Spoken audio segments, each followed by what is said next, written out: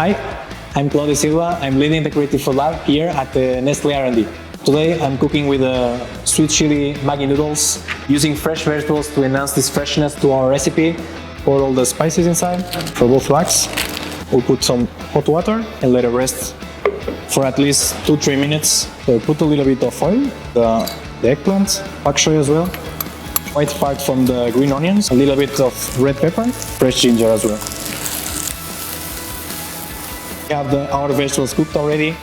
We pour directly from the pack the noodles. We can buy 3 or 4 packs and preparing a meal for the whole family. Nice and tasty, and at the same time it's still affordable. And directly from the pan goes directly to the plates. Next I put some fried onions, toasted peanuts as well. A little bit of coriander. And there you go. We have our Maggi noodles with my own personal touch.